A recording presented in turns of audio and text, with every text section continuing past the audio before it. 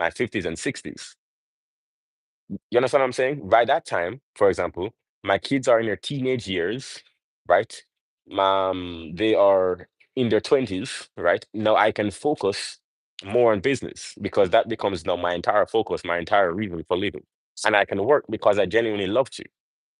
And that doesn't mean I'm working 6, 7 hours a day. Or sorry, that doesn't mean I'm working 10, 12 hours a day, but I'm actually working on things that interest me. For example, did you know that 90% of Warren Buffett's wealth came after he was 50? Why do you think that is? Because compound effect, right? So then imagine, and I think he's like what, 93 now, 94? It's like if you think about the way money works, if you just have a long horizon and don't try to get there by the time that you're 30, you will make freaking a huge ton of money. But you just have to be patient. And then in the patience, what you actually have to do is find things to do besides just money. Is that yes, you focus on your family, yes, you travel the world, yes, you find love, yes, you work on your body, etc. But that's what patience is, right? And Alex Hormozy actually talks about this too, which I like his definition. It's like you do actually have to just have decades of a horizon.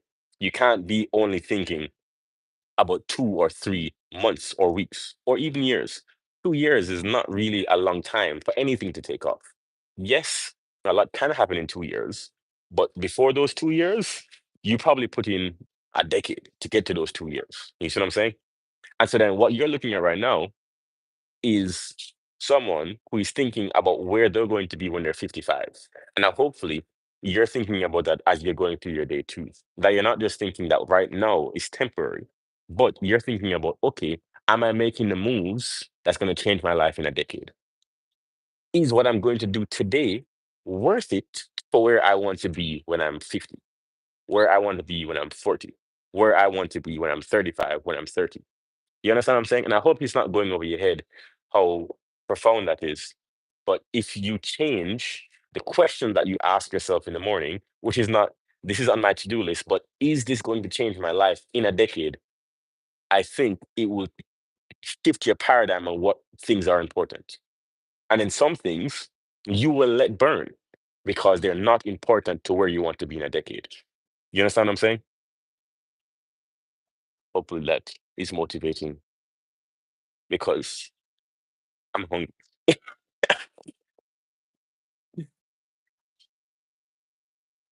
Good. Good. I'm glad it's motivating. Wow, she's very pretty. Oh, sorry, I'm on live, but she is pretty. Okay. Right. I hope that's motivating for you guys, y'all. So yeah, you guys understand, right? Which is again, let's lock back in, thinking long term. Because right now, think about this. Let's go back to fitness for a little bit. When you're talking about fitness, people want to say, "Oh, I'm talking about fitness and I'm getting fit because I want to look good in my 20s and my 30s." But then what good is you being fit in your 20s and 30s if by the time that you're 50 and your grandkids are coming around or you're 60, you can't even run with them? Oh, there's a lot of mosquitoes right here. You can't even run with them. What's the point of that?